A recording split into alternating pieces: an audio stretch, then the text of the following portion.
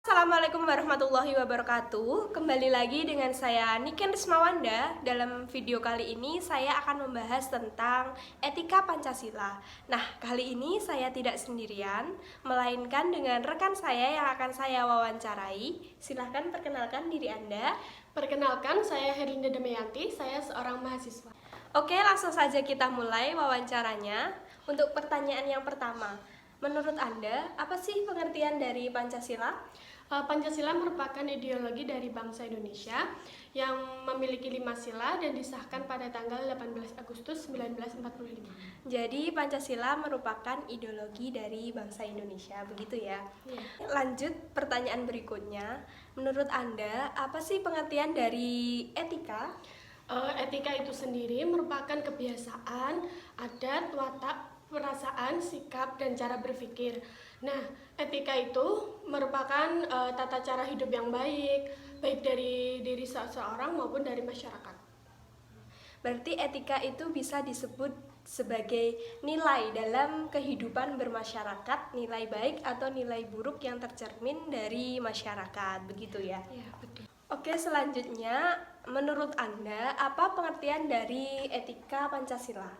Etika Pancasila itu sendiri merupakan cabang filsafat yang dijabarkan dari sila-sila Pancasila untuk mengatur perilaku, kehidupan bermasyarakat, berbangsa maupun bernegara di Indonesia ini. Oleh karena itu, dalam etika Pancasila itu terkandung nilai-nilai ketuhanan, kemanusiaan, persatuan, kerakyatan, dan keadilan. Yang pertama, sila ketuhanan mengandung dimensi moral berupa nilai spiritualis yang mendekatkan diri manusia kepada Sang Pencipta, ketaatan kepada nilai agama dan yang dianutnya. Dan yang kedua, nilai kemanusiaan mengandung dimensi humanus, artinya menjadikan manusia menjadi lebih manusiawi, yaitu upaya meningkatkan kualitas kemanusiaan dalam pergaulan antar sesama. Dan yang ketiga, sila persatuan mengandung dimensi nilai solidaritas, rasa kebersamaan, cinta tanah air, seperti itu. Dan yang keempat, sila kerakyatan mengandung dimensi nilai berupa sikap menghargai orang lain, mau mendengar pendapat dari orang lain, tidak memaksakan kehendak kepada orang lain. Dan yang terakhir, sila keadilan mengandung dimensi nilai atau mau peduli atas nasib orang lain, kesediaan membantu kesulitan orang lain, seperti itu. Jadi etika Pancasila dapat disimpulkan sebagai aturan perilaku dalam kehidupan bernegara yang diwujudkan melalui sila-sila dalam Pancasila. Iya, betul.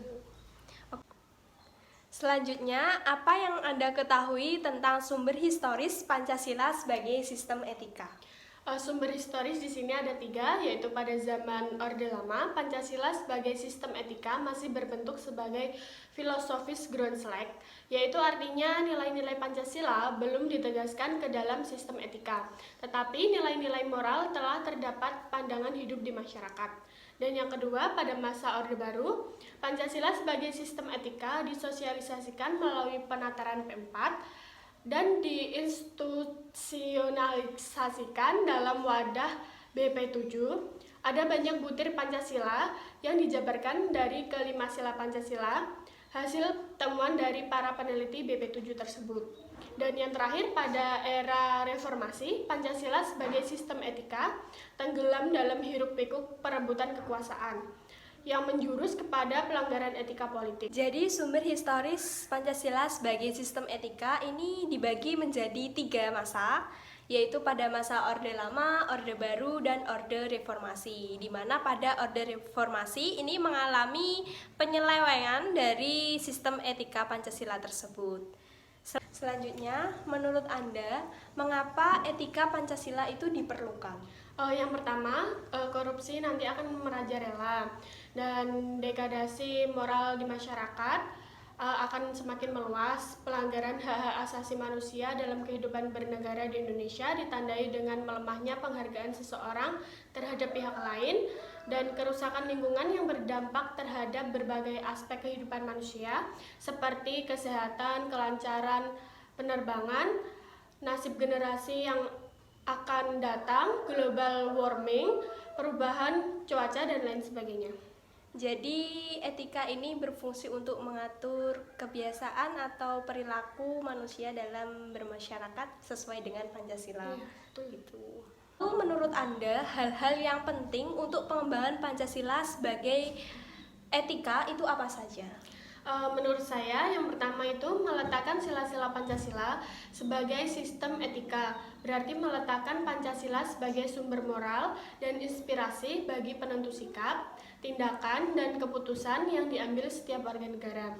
Dan yang kedua, Pancasila sebagai sistem pemberi bimbingan bagi setiap warga negara sehingga memiliki orientasi yang jelas dalam tata pergaulan baik lokal, nasional, regional maupun internasional.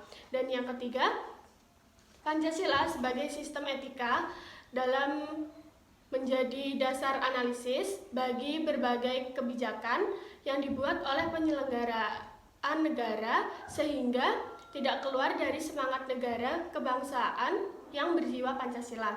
Dan yang terakhir, Pancasila sebagai sistem etika dapat menjadi filter untuk menyaring pluralisasi yang mempengaruhi pemikiran warga negara.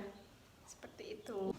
Oke, selanjutnya dinamika Pancasila sebagai sistem etika dalam pemerintahan Indonesia pada masa era Orde Lama, Orde Baru, serta Orde Reformasi menurut Anda itu seperti apa? Yang pertama, pada zaman Orde Lama, pemilu diselenggarakan dengan semangat demokrasi yang diikuti banyak partai politik, tetapi dimenangkan oleh 4 partai politik saja. Tidak dapat dikatakan bahwa pemerintahan di zaman Orde Lama mengikuti sistem etika Pancasila. Bahkan ada tudingan dari pihak Orde Baru bahwa pemilihan umum pada zaman Orde Lama dianggap terlalu liberal karena pemerintahan Soekarno menganut sistem demokrasi terpimpin yang cenderung otoriter. Nah, sedangkan pada zaman Orde Baru, sistem etika Pancasila diletakkan dalam bentuk penataran P4. Pada zaman Orde Baru, muncul konsep manusia Indonesia seutuhnya sebagai cerminan manusia berperilaku dan berakhlak mulia sesuai dengan nilai-nilai Pancasila.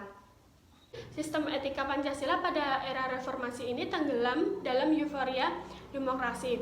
Namun seiring dengan perjalanan waktu, disadari bahwa demokrasi tanpa dilandasi sistem etika politik akan menjurus pada penyalahgunaan kekuasaan, serta menghalalkan segala cara untuk mencapai tujuan. Jadi pada zaman Orde Lama ini diikuti oleh banyak partai politik, sedangkan pada zaman Orde Baru ini penataran P4 dan pada masa reformasi euforia demokrasi begitu. Sedangkan tantangan yang dihadapi Pancasila sebagai sistem etika dalam era Orde Lama, Orde Baru, dan Orde Reformasi itu apa saja? Yang pertama, pada masa Orde Lama, tantangan terhadap Pancasila sebagai sistem etika yaitu sikap otoriter dalam pemerintahan, sebagaimana yang tercermin dalam penyelenggaraan negara yang menerapkan sistem demokrasi terpimpin. Hal tersebut tidak sesuai dengan sistem etika Pancasila yang lebih menonjolkan semangat musyawarah untuk mufakat. Sedangkan pada masa Orde Baru, tantangan yang dihadapi yaitu terkait dengan masalah KKN, yaitu korupsi, kolusi, dan nepotisme yang merugikan penyelenggaraan negara.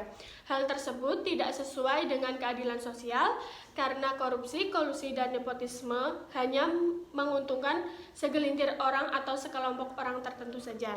Dan yang terakhir, era reformasi, yaitu tantangannya berupa euforia kebebasan berpolitik sehingga mengabaikan norma-norma moral. Misalnya, munculnya anarkisme yang memaksa kehendak dengan mengatasnamakan kebebasan berdemokrasi. Jadi tantangan yang dihadapi dalam masa Orde Lama ini adalah pemerintahan yang otoriter, sedangkan pada masa Orde Baru ini ada KKN yaitu korupsi, kolusi, dan nepotisme, serta pada masa era reformasi adalah kebebasan dalam pemerintahan begitu. Terima kasih kesediaan waktu untuk saya wawancarai mengenai sistem etika Pancasila. Semoga ilmu yang saya berikan dapat bermanfaat. Terima kasih. Terima kasih.